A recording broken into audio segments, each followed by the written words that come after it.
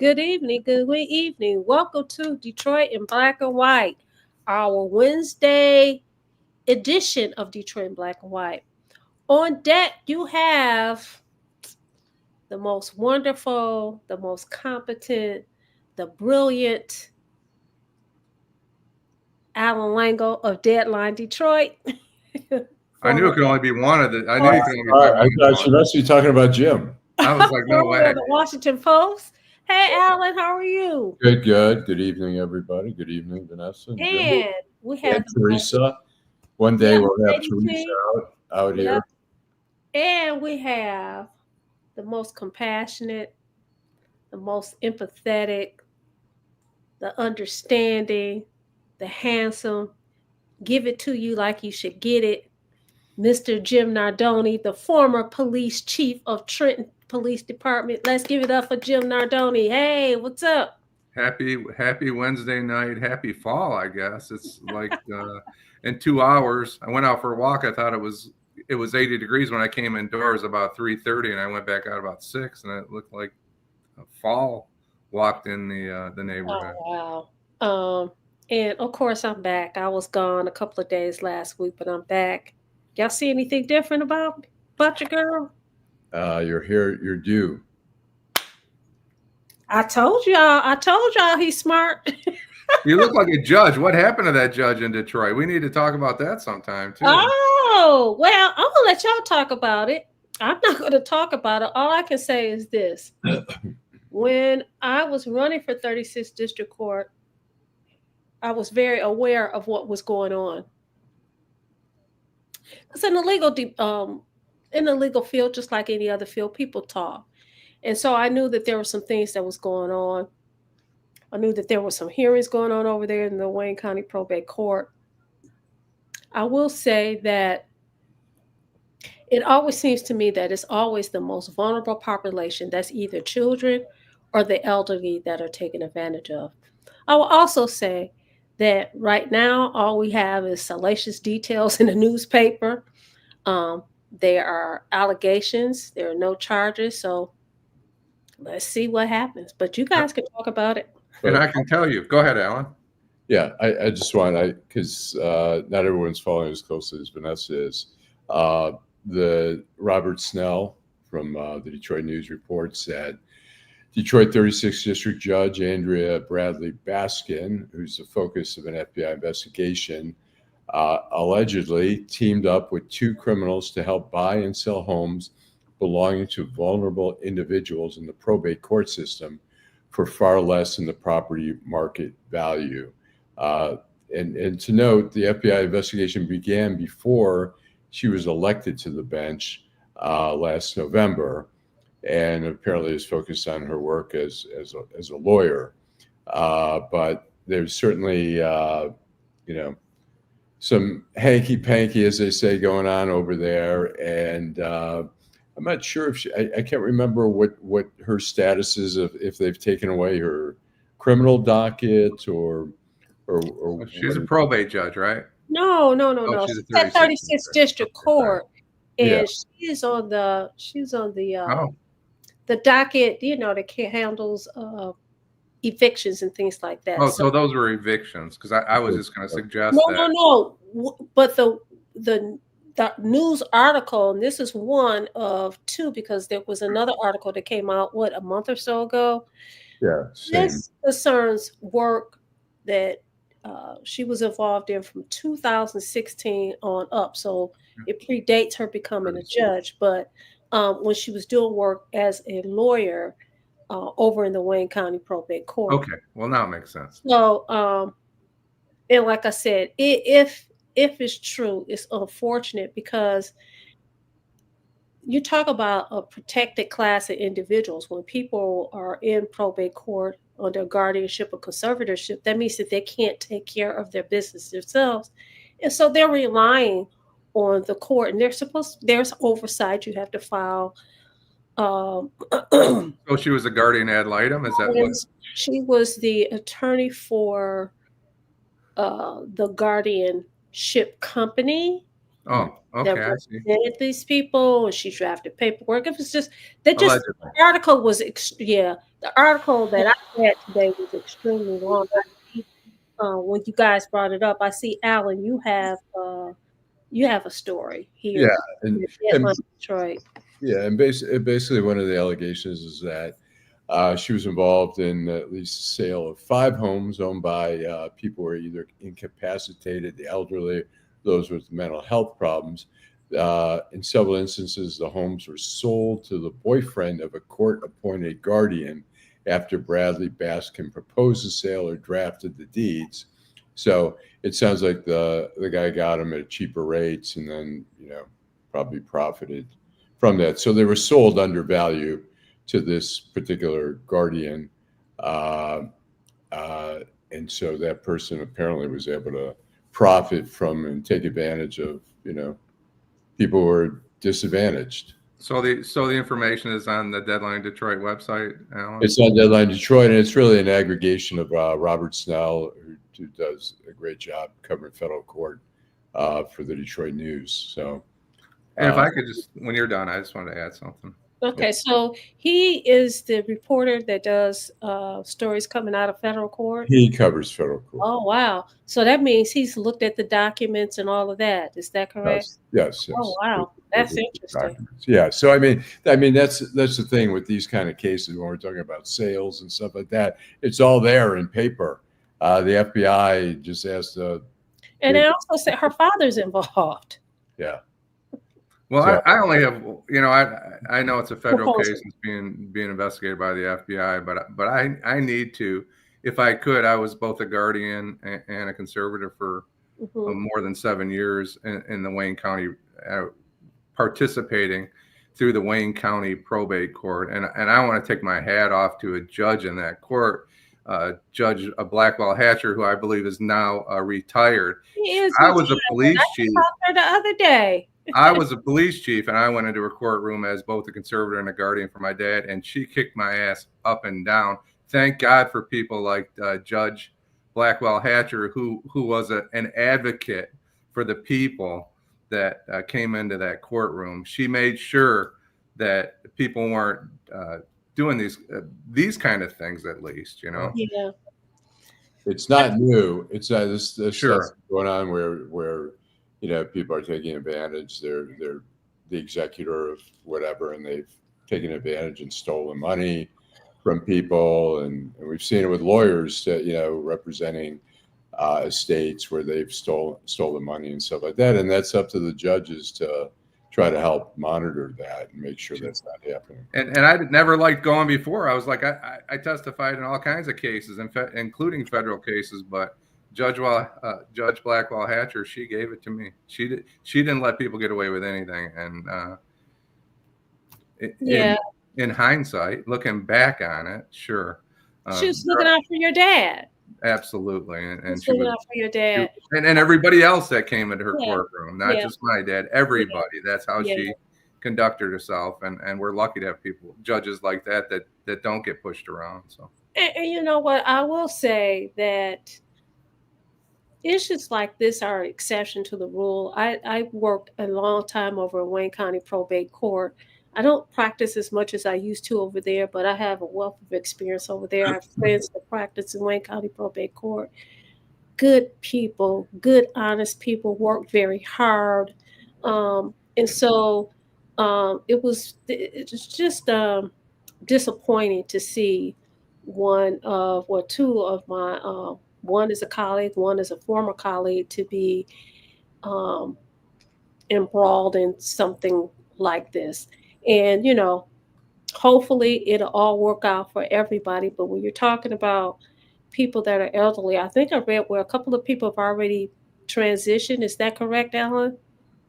Yeah. They'll never be made whole, or their estate would never be made whole. And that's really unfortunate. If, like I said, if it's true, but if you got a guy that's doing a report straight from what they have on paper there from federal court, as opposed to what they hear on the streets, like I do. No, he's gone through the documents. That's Hey, Vanessa, you want to say hi to our friends? They're out there Yeah, absolutely. I was participating. going to give a shout out to everybody. Good evening, Gullah, Geechee, Deborah Harris, Edward A., Eric Brown, Mr. Duckett, um, Miss Sheila, Dorian Denard, Janet Overall, and Janet Saluk. Thank you guys so much for watching Detroit in Black and White. And you know what? You know what I'm getting ready to say, y'all. If you are watching Detroit in Black and White, you know what we want you to do. It's free of cost. We want you to subscribe, like, share. Hey, Jill, how are you? Hey, girl. We want you to like, subscribe, and share, and tell everybody about what the best show on these YouTube streets. And again, we thank you guys so much for watching us. We thank you guys for making comments. So I want to just say that I'm gonna read some of the comments and maybe we can comment. Mr. Brown says. Mr. Brown, how formal. Eric Brown says the hubris and arrogance of the woman speaks to how so many in politics lack character and integrity. She knew and still thought that her, you know what, her poop didn't stink. Well, she effed around and found out that the FBI ain't no joke. Ooh. Well, I wouldn't go that far. Yes, right. Miss Sheila I'm says, just kidding, FBI. Ms. Sheila said they need to investigate Cynthia Arvant Court also. What's the relationship and the money dance going on in Southfield? I guess she says there's something going on in Southfield. Um, and she says, is law, this is Ms. Sheila, she said, is law justice or relationships and money dance? Truth can't be negotiated in real life. Queen B says the real problem is when people are reporting information like deed fraud and probate fraud. The courts and the county rarely do anything about it. Yeah, well, There's so much there. I mean, it's hard to tackle it all. yeah, and Dorian says, I'm addicted to Deadline Detroit. Yeah, Queen B says the real problem is when people are reporting information like deed fraud and probate fraud. The courts and the county rarely do anything about it. I, you know, I agree with you, Allan. It's so much. It's so much there. You think about the county of Wayne and how many people you have in the county of Wayne. Right. You don't even have enough people to work at the at the counter, let alone to do these investigations. And so you have to be really diligent in saying, "Hey, this is wrong," and just not give up. You just got to keep banging on that door, as we say. Um, It's like Medicare fraud. The Medicare fraud, there's so many doctors and schemes going on with Medicare fraud. I always say if they hired more investigators for whatever, $80,000 an investigator per year, that one investigator could probably bring in like $10 million in fraud. There is so much. I mean, I've covered it in the federal courts. It's endless. It's endless. Pharmacists, doctors, just a lot of people who own clinics have been involved in all kinds of Medicare fraud. So my question is, with things like this, I'm wondering, I don't know if this is true, but I know when I would handle cases, if people have property, usually if you have property or something like that, in order to qualify for Medicaid, you can only have so much money. I think it's like $2,000 or something like that. And so what you do is you do a spend down. You spend down the estate, make plans for the funeral, make sure that all their bills are paid. I had one client, look, you want to go on a trip, take them on a trip, do the spend down, and then they could qualify for Medicaid. But when you get into doing something like that, you got to make sure you're doing it for the right reasons, not, I don't know if this is what happened, but if you're selling a house and you're selling it, what was it, flipping the houses or something like that? Yes, at a big profit. Buying the houses low and selling high. It looks like, if I'm wrong. So the individuals then don't have much, right? So then they will qualify. I just hope it's not Medicaid fraud, because if you talk about Medicaid fraud, that's terrible. Allan, tell me if I'm wrong. I think it was that they were representing the guardianship or conservatorship, and they were buying the houses at reduced rate, at fire sale, and selling them for 75% more than they paid for them. Or Yeah, whatever. making profits. I mean, they were selling them, which I guess, and some estates you want to sell, but you don't want to get ripped off, and particularly when family members are tied to those estates, are going to benefit from those estates, but. It's such a scam, and I mean, there's so many cases. Well, let me play devil advocate here, though. So, if you're an attorney, as an attorney, you have to bring that before the court. The court has to. Absolutely. I sold my dad's house. Is it them or is it the court? Because ultimately, it stops at the door of the judge. Okay, the judge has to approve the sale of the property. Right. I read in probate court, you need an order. And then you have a guardian ad litem who does the investigating. So I don't know. I'm playing devil's advocate. I know what they wrote in the newspaper, but I'm thinking there's something else that was, there's more to the story than what right. we see. Absolutely. I mean, who knows? Either the judge didn't do their due diligence, or the judge was wink, wink, go ahead, I trust you, or maybe they trust it. Maybe the judge didn't see the property, and there's a lot of things that go on in a probate court, and maybe the judge thought, well, I'm dealing with an attorney that's licensed here. Right. They shouldn't be behaving that way. How many judges are going to go and do like comps and check for the drive-by? So when I would do it, I know when I've done it in the past, you ask for the sale, you have to provide the court with all of that information, what the comps are, what the houses are. They have all that, and then they appoint a guardian ad litem who actually investigates and look at it and everything. So I'm like, I mean, I know the report says, the newspaper report says what it says, but there's a lot of stuff missing because I'm like, well, what happened? How did this happen? Because the judge approves the sale and the price and everything else. You have to go before the judge and with your attorney and say, this is what the house is being sold for. This is what upgrades I made because I had to I did all that, right? Put in new floors and painted the house, do all those. So I'm not sure if it got lost in the shuffle, but it shouldn't be like that. Well, I will also say this though. One of the things that we talk about is us being responsible as citizens, right? Us being responsible as voters. We need to know these people that we put in office, is all I got to say. Yep, no question. And when somebody is talking and saying, look, don't believe what you see, this person is saying, okay, this slate is endorsing this person. Do your homework. Yeah, I think one of the sad parts is that we're seeing the media, Detroit News, the Free Press, the staffs keep dwindling and dwindling. I mean, not to be like back in the day, but when I worked at the Detroit News, we had somebody covering all the court. We had one reporter covered 36th District and Recorder's Court in Wayne Circuit.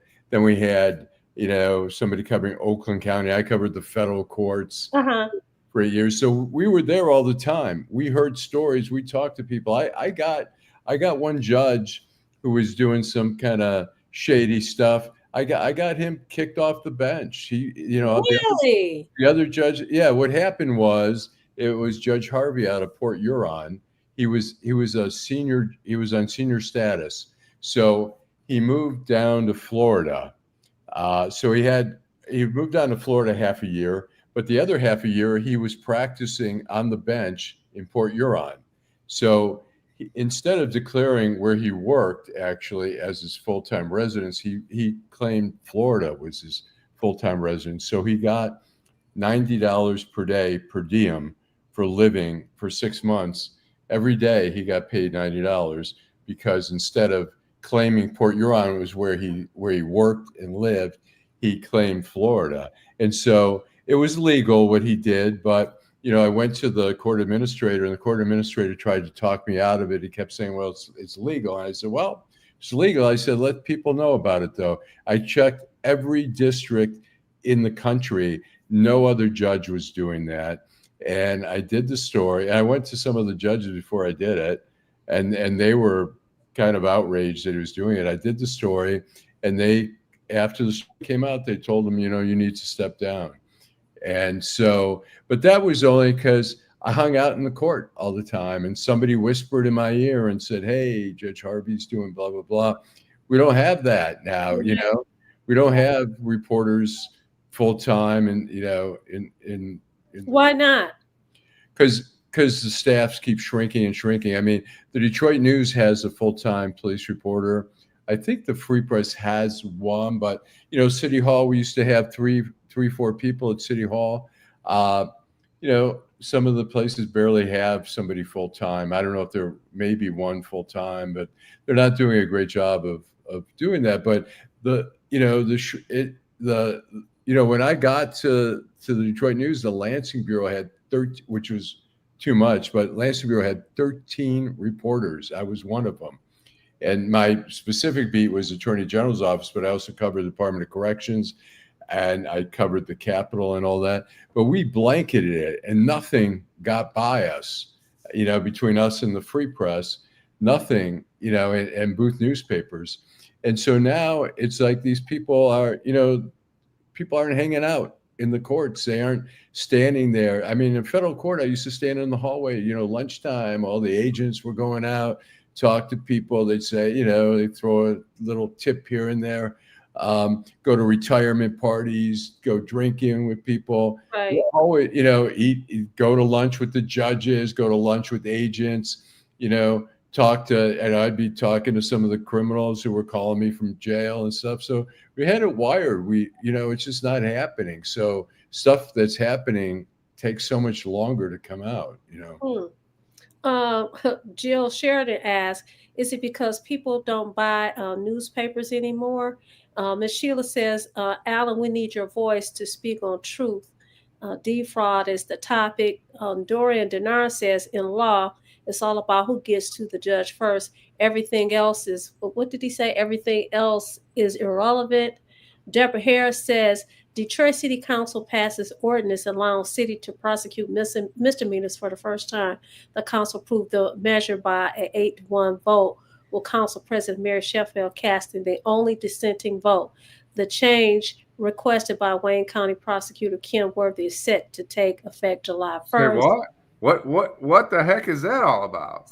Well, I think what they're trying to say is there's too big of a load in Wayne County Circuit Court, so they want the city to prosecute misdemeanors. But I don't know how that's going to work. Explain that to me again. I'm confused. What? The city council passed an ordinance that will allow the city to prosecute misdemeanors. So they have the Wayne County prosecutors, and they also have the city. Yeah, they have the city. They handle city cases. Yes, the ordinance allowed the city to prosecute misdemeanors for the first time. The council approved the measure by an 8-1 vote. Council President Mary Sheffield cast the only dissenting vote. The change was requested by the Wayne County Prosecutor Ken Worthy. Is set to take effect July 1st, which is next July. So she's okay. I think we need more time and more.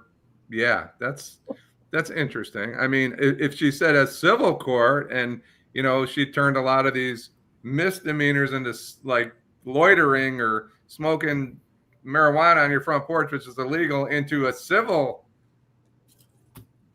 Yeah, I don't know. Okay.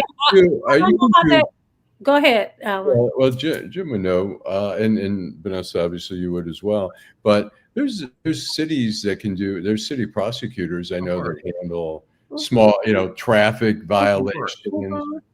Yeah. I guess the question is, I'm curious why Mary Sheffield voted against it, and secondly, how is that going to be funded? Is that, I mean, if the city ends up taking the burden from the county, that's not a particularly great idea. Well, we know if Kim Worthy requested it, it must make some kind of sense, right? Yeah, I don't know what I haven't really enough about I'm like Allan. I'm going to say, Yeah. I'm not going to say yay or nay.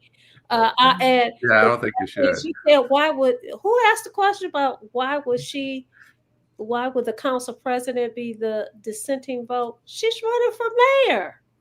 But I guess the question is, what is? I'd be curious. There must be a reason that she thought, or at least optic wise, she thought it would be a good idea to do that.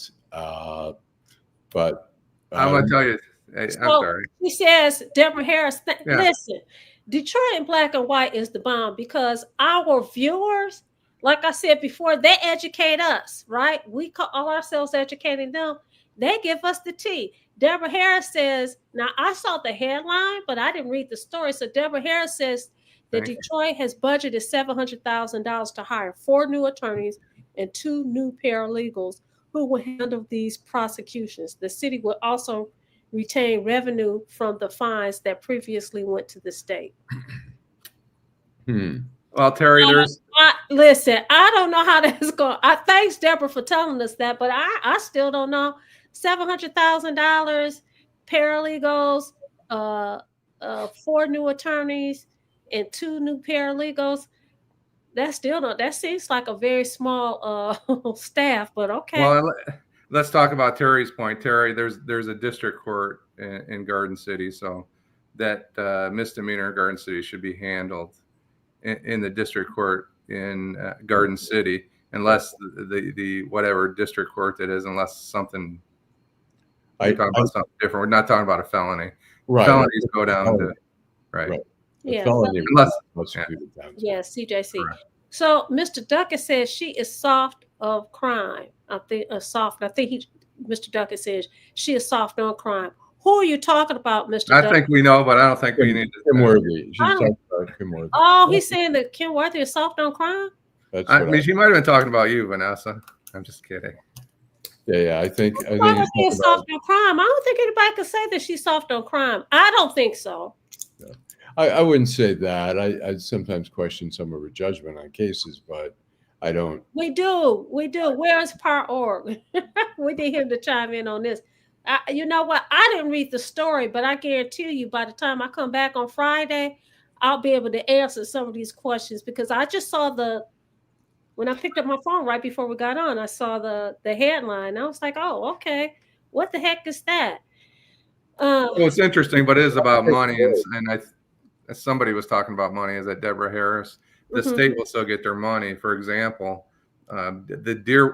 back, I guess it's a few years ago, when I participated in both the federal or state organization, and we did work in Dearborn. They did everything. Dearborn did everything to keep the cases in their local court. Even if they were felonies, they tried to keep them in the Dearborn court because I guess they wanted the revenue, and they knew that people would be punished the way they thought they should be punished. So, before, it's like a domestic violence is a misdemeanor, but that's handled by the county prosecutor. There's a lot of things that people don't understand. So, let's, for example, time for a break. Yeah, I was just going to say we haven't had a break. Thanks, Allan. And then we'll get back to you. Homeownership opportunities are rising in the city of Detroit, and there's a house out there that's right for you and your family. You don't even have to worry about credit or getting a loan. You can win a house for as little as $1,000 and pay for the renovation cost as you go. It all starts at buildingdetroit.org and the Detroit Land Bank Authority. Our auction and Own It Now programs offer a variety of houses and neighborhoods all over the city of Detroit. These homes are in desperate need of repair and new ownership. You can begin by going to our interactive map and detailed property listings to find the right fit for you. It won't be easy, and renovation costs are not cheap, but our compliance team is there every step of the way. We will help you track your progress and connect you with local discounts to save you more money.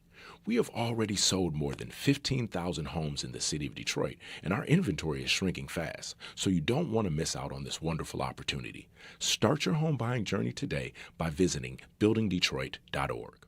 Homeowners. Oh, we're back, Detroit in black and white. I forgot what I was getting ready to say. Well, let's talk about Queen Bee's. Queen Bee, not Queen Bay. That's somebody else. She said they did address domestic violence if it's a misdemeanor, it's properly going to be handled by the city. Um, Dorian says petty crimes, city money grab. Now you'll have cops writing tickets for frivolous petty crimes. They'll get the revenue from the citizens to pay for it. Both Um, of them make a good point, right? yeah, absolutely. Because it may be resolved at the city level of domestic violence if it's a first time offense, et cetera, et cetera. But a Wayne County prosecutor is going out to those district courts to handle those cases. And as Dorian's talking about, when it comes to revenue, a lot of these things, That's right. you know, in the 70s, speeding was a crime. Now it's a civil infraction. So Right. it's handled basically in civil court if it's just speeding, right? So I can see a move to make some of these charges civil instead of criminal, but I'm a little confused by the actions of the city and the Wayne County prosecutor. And Dorian makes a point. Dorian says, don't forget the city needs revenue. Getting someone to pay $100 ticket for having an open bottle of liquor is bad. You're absolutely correct, Dorian. There's going to be a lot of us in court over stuff like that. And this is the thing. When you talk about, let's get back to, when you talk about a city where you have a lot of people that are unemployed, unhoused, uneducated, good luck with getting this money from these people over these tickets. Good luck with that. Okay. By the way, Bridge Detroit says Mary Sheffield said why she opposed it, said there's, quote, no pressing need, close quote, take on prosecutorial duties in Wayne County, and the move has a negative physical impact for Detroit. She argued it's best practice to have all prosecutorial decisions, quote, lie at the feet of an elected official who is elected to perform such duties.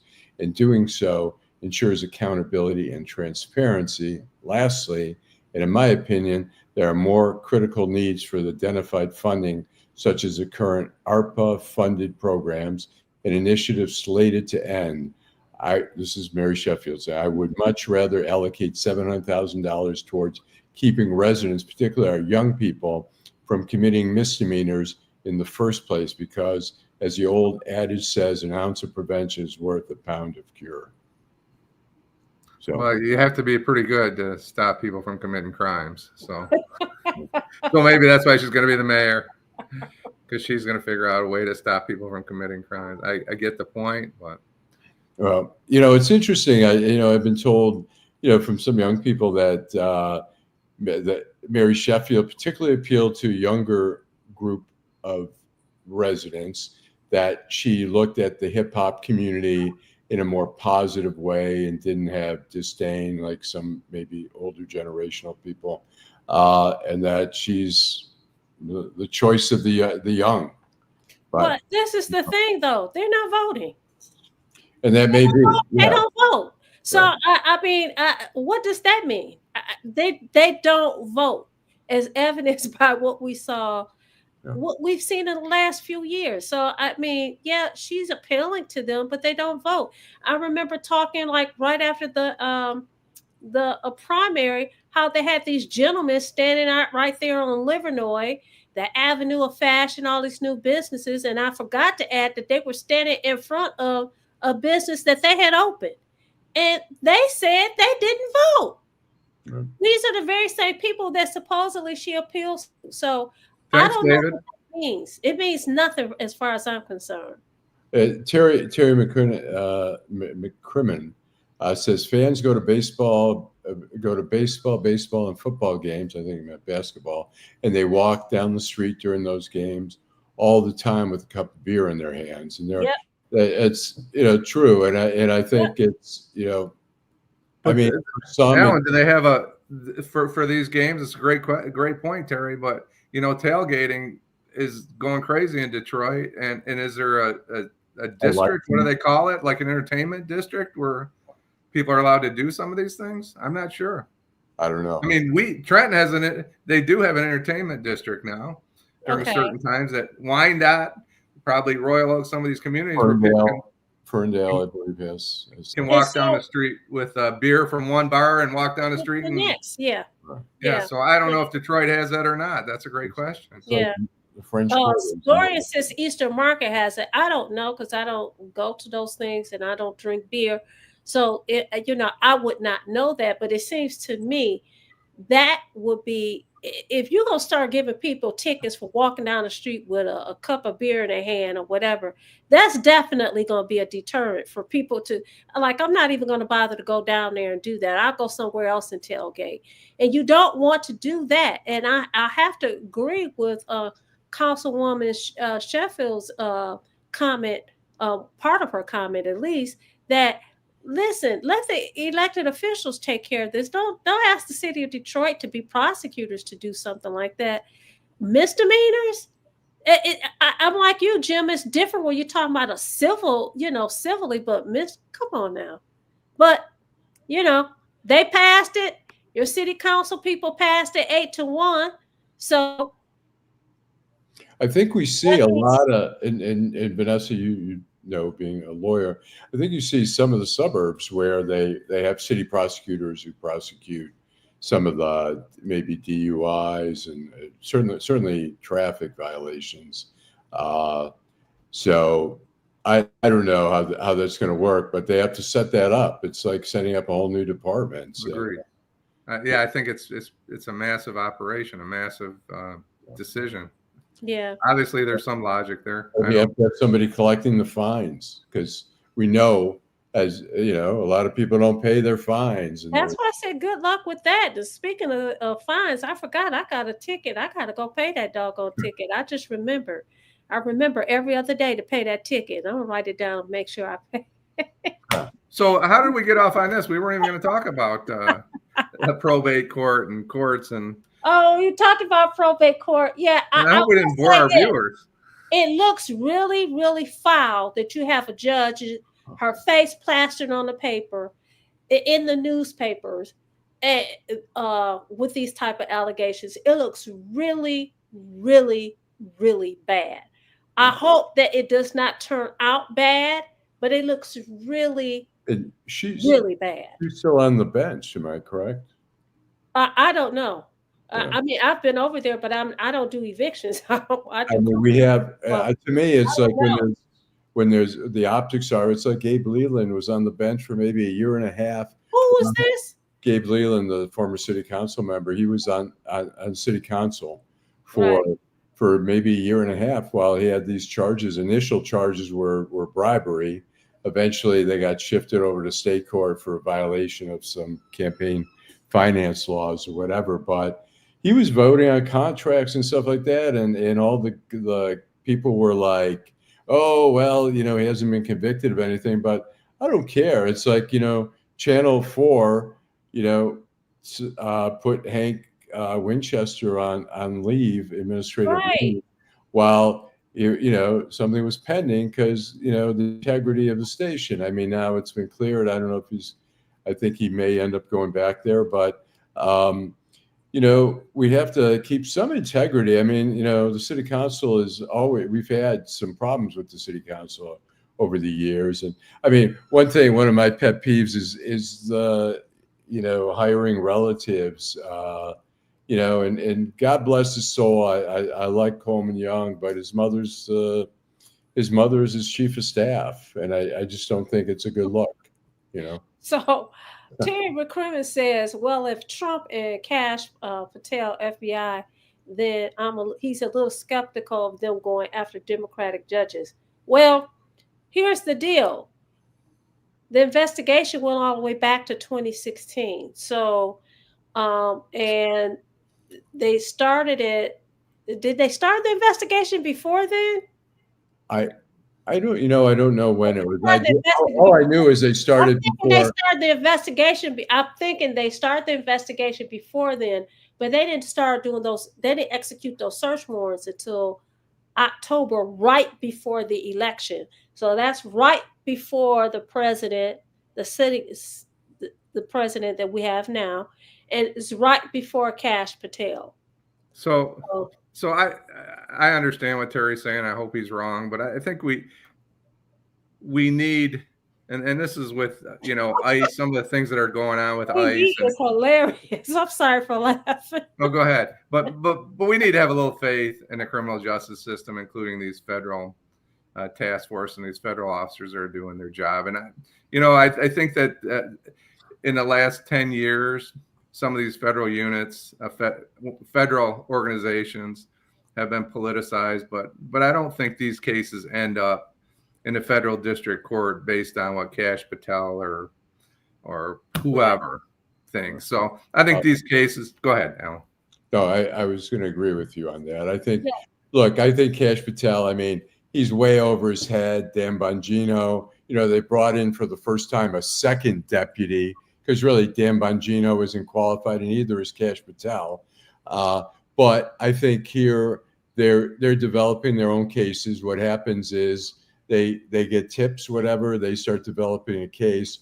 They get, particularly when it's public officials, they get the okay, the green light from headquarters there. But, look, the interim U.S. attorney here is a career prosecutor. I don't think there's that much. I don't think there's a memo saying go after every Democratic politician you can find.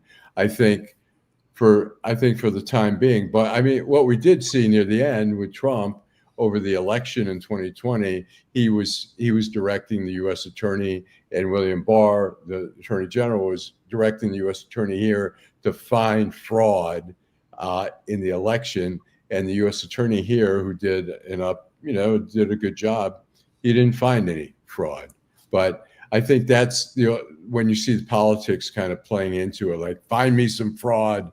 There are brave people out there in the legal system. Jeff Sessions, whether you like him or hate him, he was a guy that said, "No, I'm not going to go this way." Yeah. Jeff Sessions, surprisingly, I was shocked. He was the stand-up guy. William Barr was not. But that's speaking of fraud, I am going to go back to the story. That story that you started off talking about, Allan. I thought I read where one of the lady that owned the guardianship company, she had taken a plea out of Oakland County for fraud and signing people, voting for people, and the voting for those people that she was the guardian of. She was voting for them.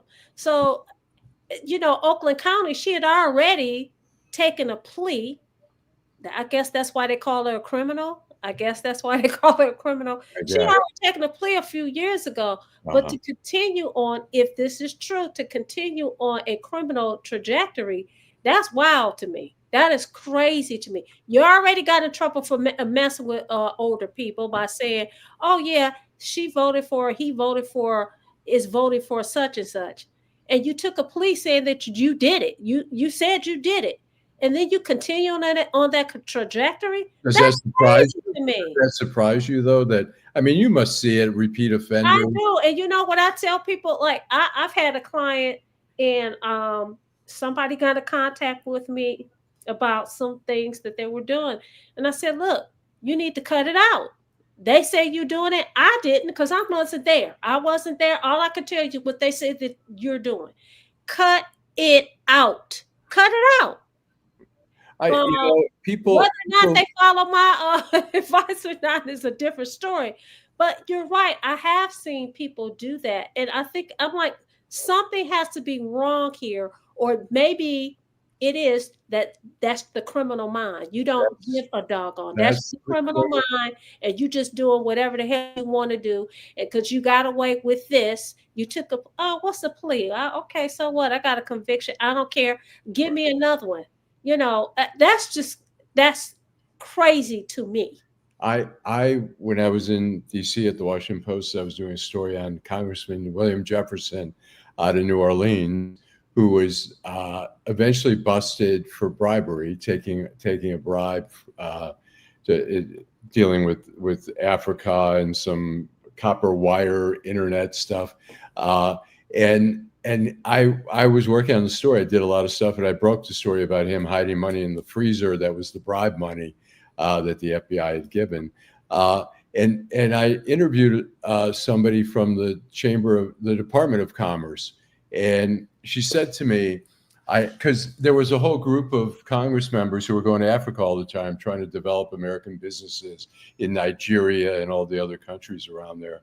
And this person told me, she says, I said to Congressman Jefferson, I said, the word is in Africa, you're on the take. And I said, well, what did he say? And she said, just shrugged his shoulders and said, so eventually he got caught up in an FBI sting. And here's a guy, a lawyer, had a tax degree. I think he might have had his law degree from maybe Harvard. He had a tax degree from Georgetown. Bright guy, nice, gentlemanly guy. And, he just got greedy. He just got greedy. And money does strange things to people, So I think Detroit does not have a social district, or we're not sure about a social district. I know Teresa was following up on that. Yeah, I don't know if we have a social district or not. Like I said, I wouldn't know because I don't. Yeah. Well, I've seen one. Really I can tell you this. Huh? I can tell you this from 15 years of going to Lions games. And I usually, when I went, I would go in the casino first. You're not walking out of the casino with a beer. I can tell you that. And I don't think many of the bars downtown, they don't want to get hit with a fine. Right. So they do not allow people to leave their establishments. Now, tailgating is a different animal. People are arriving with their alcohol, but there's plenty of alcohol down there on a Sunday game day. I can tell you that. So. I haven't seen that, but I have seen, I can't remember, it's Ferndale, Royal Oak. They have little signs on the sidewalk. It says no beer, or alcohol. Beyond this point. Beyond that point. But I've seen that in Detroit, and maybe they have it. I just haven't seen it. They have a plan. The Wayne County prosecutor has a plan. I'm just not sure anybody knows. We won't know what it is. Probably we'll see what it looks like next July, right? July 1st, 2026. We'll see what that looks like. So, goodness. Now, Queen Bee obviously has you. You mentioned Coleman Young, the son, Allan. And you talked about his mom having a job, and Queen Bee says a vote for him is a vote for his mother, which is hilarious to me. She said if he wasn't in politics, he wouldn't have a job. She says if he runs for president, it will be the Young Calvert ticket, because she'll surely be selected off rip as his vice president. So can we go ahead? Hilarious. Queen Bee, you are hilarious. His mother is a very smart woman. I'm sure she's very able, but it just doesn't look good when you're hiring your family for positions. I personally didn't have her. I think I've said this on the show. It doesn't bother me. It does not bother me at all. He knows that she's qualified to do the job. Everybody knows she's working there. She's getting paid to do the job. I personally don't have a problem with it. Is he going to be able to fire his mother? It'd be different if it was. Mom, you got to go. Said that before. Yeah, he could say, "Mom, you're not doing your job. You fired." Is he likely to do it? Probably not. Okay. Sure. And David Porter says if it wasn't for his name, Coleman Young Jr. wouldn't have a job. I think he's a very smart. He's a very smart guy, but. I don't like it. Just gives it the small town feel of like anything goes, and I just think there's so many other competent people in the city. It's not, I mean, we have people, growing up in the city and going to University of Michigan, Michigan State, Wayne State, going to law school. There's so many people that could be hired that are able. And it just isn't a good, I mean, look, politics is all about when there's conflicts of interest. It's about optics. It's like Clarence Thomas saying, I'm voting on stuff that my wife's involved in, but hey, we don't speak. We have a wall there where we don't speak about the subjects. First of all, I don't believe it. Second of all, you're in the same house and possibly the same bed. I'm sorry, there's an optic there. I don't want to be a part of that conversation. Right, I'm not going to bother. I'm not going to touch that. But I will say that Dorian Denard says the treasurer of Wayne County has his family on the payroll. I don't know who he's talking about. Queen Bee says he's right. David Porter is spot on, according to Eric Brown. basically saying that if his Coleman Young Jr.'s name wasn't Coleman Young Jr., he wouldn't have the position that he has. Edward A says Greektown has a zone for alcohol before the street repairs. Um, and Jill Sheridan and David says possibly. That's Allan. Allan is That's funny. Terry McCrimmon said nepotism has been going on since dawn of time. Look at Trump, Ivanka at one point. He I'm makes just bringing it up possibly because there's always talk that Trump and Melania don't sleep in the same bedroom. Right. Which that's easy to believe. And Deborah Harris agrees with me. She has the same opinion. She's of the same opinion that she doesn't have a problem with Coleman Young's mother working for her son. Somebody, for me, is somebody that you can trust. And listen, since he's been in office, he has not been involved in any scandal or anything. He's an honest guy. I think he's an honest guy. Exactly. So it'd be different if you had the family and friends that's not qualified, right? That's taking money, petty cash, taking money out the petty cash drawer. We've seen that scene before. Hopefully we won't have a rerun. Okay, I hope y'all, the listeners are listening to me. We've had that before. Hopefully we won't have a rerun.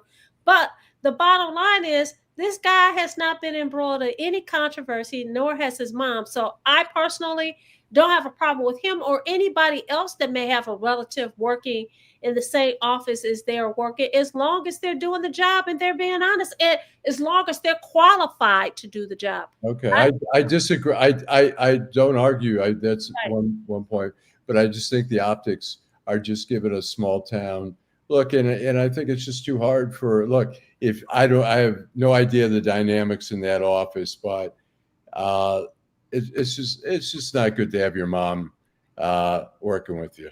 Can we quit beating up on Detroit and go somewhere else for a minute? Right. I want to quit beating up on Detroit. I've got somebody to beat up on. It's Jill Sheridan. No, I'm kidding. Right. So you said, Allan, it gives the small town feel. If you looked at the numbers from the what am I trying to say? The census, it is a small town. She's probably guiding him by that. She's probably giving him town, okay? It's not a big rich town. This is a small town. Okay. My guess is she's giving him some valuable guidance, whether she should be there or not. I will suggest that she's probably. We all have our parents at our job saying, "Wait a minute, don't do that. What are you doing?" Yeah. Right. Salute. He's the boss. He's supposed to be the boss. Right. Yeah. I wanted to go beat up Hamtramck because we've been kind of beating up on Detroit. I'm trying to figure out what the heck's going up in Hamtramck. The mayor up there, the former mayor. God, it's crazy. Go ahead, Jim. Amir Ghalib. I guess the U.S. ambassador in waiting to Kuwait is a native of Yemen. In March of 2024, he appointed a new police chief, Jamil Al-Tahiri. He was also born in Yemen. He was in charge of the NYPD's Office of Equity and Inclusion, interestingly enough. Max Garbarino, former police chief of Hamtramck, was ousted, I guess, in 2015. They hired him back a couple years later for a different job, and eventually he ended up as the city manager. He's also been removed. He's been fired twice from the city of Hamtramck. He's an attorney. Right. I don't know what's going on. So the state police say they have no investigation. Well, they hired a law firm, and I don't understand why they're so hard on the chief. He went to a strip club with a couple of his guys, destroyed some evidence, filed some false police reports. He drove drunk in a police vehicle. You don't see why there's a problem, right? I'm kidding. I mean, the interesting thing is, I watched. Where them dollars at? What? I watched one of the meetings where the city manager went there, and they had already put on leave the chief, and they put on leave the officer, and the mayor was mad. Look, it was the first Yemeni police chief, so they were very proud of that. But the guy was involved in a lot of stuff, and so the contract is with the city that the police chief cannot be removed by the city council, but he can be removed by the city manager. So the city manager went and looked into some things and put him on administrative leave. Well, Mayor Galib was so mad. He said, "Why did you do that? You should have come to us first. You should have given him a chance to defend himself." And then the law firm report says he should be fired because he didn't act quick enough to suspend. So there's also a story on Deadline on this, right? Don't you have? Were you covering this? Yeah. What's going on in Hamtramck is why. Then you have 2 council members who are under indictment Right. for voter fraud, for taking absentee ballots, buying them from naturalized citizens and voting, putting the votes in there. The city is a mess. And Mayor Galib is now, he's still mayor till the end of this year. Oh, he's still mayor. Yeah, he's still mayor. And he is now awaiting, the Dearborn Heights mayor just had a hearing for his appointment to Tunisia. And now Mayor Galib is waiting for his, confirmation to be Kuwait's ambassador. The Anti-Defamation League has been really pushing to try to derail that, saying he's posted anti-Semitic and racist things on Facebook, which he has, over time. I've met him. He's a nice guy, but he has put some stuff out there. And so I don't know if he's going to even get confirmed. Trump's going to push because he helped Trump get elected here in Michigan. So I want to read a couple of the comments. Terry McCrimmon, we're talking about Hamtramck. He said, equity and inclusion, and yet they voted for Trump. Jenna overall is laughing. She has laughing emojis. David Porter says, "Let the dollar circulate" by Bill Weathers. All right. Gullah Geechee says, "One old problem, the sum. One old problem, the sum. Oh, one old problem, the same problem for them. They know. He's talking in South Carolina. I know what he's doing. Can they know the? Wait a minute, I'm gonna get this together. Can they know the same people? Can they know the same people? He's speaking in South Carolina. Read Eric's. I do have a comment. Gullah Geechee, I get it, Gullah. Eric says, well, there's always Chicago to talk about, and the denial by his mayor that there is a crime problem. I don't know if the mayor denied that there was a crime problem. They just don't want the federal government coming into Chicago. No, Go ahead, Allan. They don't want the National Guard. Right. Exactly. They've told the mayor had a press conference yesterday and said, "We've got a gun problem. We have a crime problem. We have problems with guns and shootings and stuff." He goes, "But you cut the budget for ATF, which deals with guns. Right. You've cut the budget for anti-violence things. Yes, we'll take more help from that, but we don't want the National Guard." And so Trump knows the judge in California just ruled that they illegally sent people. Newsom, keep that tail. So now he needs Governor Pritzker in Illinois to ask him to help. So he keeps putting down, he's telling him basically, the governor in Illinois is a piece of shit, but I welcome his call to invite us to come. They don't want the National Guard in it. They'll take more ATF, FBI agents to help fight crime, which they should. We even talked about how they've worked in collaboration with the feds. I just have one question. I just think that, listen, this guy is not. I didn't vote for him. He is the president of the United States. Is there a gun problem? Yes. By putting federal troops in these areas, these different cities, is that going to solve the problem? No. But guess what? You don't say nothing about people walking around with these guns that can be used as machine guns. There's no legislation being passed about that. Get the hell out of here with that nonsense. You are insulting me and insulting my intelligence as far as I'm concerned. Get out of here with that. I'm just disappointed. Stop using people, because that's what you're doing. Go ahead, Allan. I want to say that, look, the answer is, I think it's unacceptable when people say, "Hey, we don't need help. Crime is down." Crime is too high. It's too high in Chicago, DC, Detroit.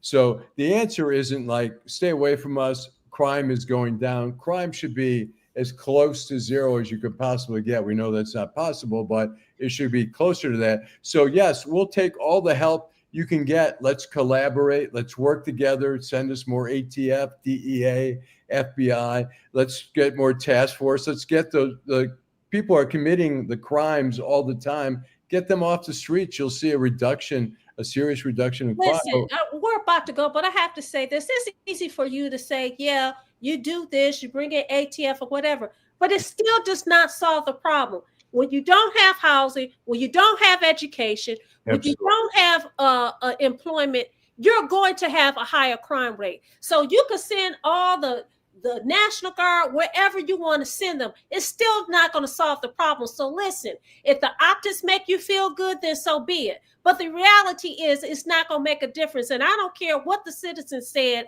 on MSNBC and CNN, okay? It doesn't matter. If you don't address the real problem, all you have is optics. And David, they're not I'll say this, David. DOJ, DEA, FBI, ATF, and the National Guard, they're not the police. So they're not going to solve the problem. Well, there are task forces where we see DEA, ATF, even IRS, whatever. Different deal, though. We have task forces, but they're not enforcing street crimes. Yeah, the problem is National Guard aren't trained for street crimes. They're not police. They're not police. I'm not suggesting they're not law enforcement. I mean, I started with the National Guard. They're the military. They're not the police. Right. These other organizations are involved in task force with local police agencies. They're enforcing the law. But you need real police is what I'm getting at. Right. Some DEA agent isn't going to go come on your domestic violence case. I hate to cut us off 9:31 because I have some other things that I could say, but it is 9:31. It's time for us to go. Thank you so much, Jill, Eric, Janet, Gullah, Darren, David, Queen B, Janet, Terry, Jill, Sheila, David Porter. Thank you guys so much for participating. Join us again Friday evening at 8:30 p.m. Looking forward to talking to you guys, kicking it with you guys. Have a good evening. Peace.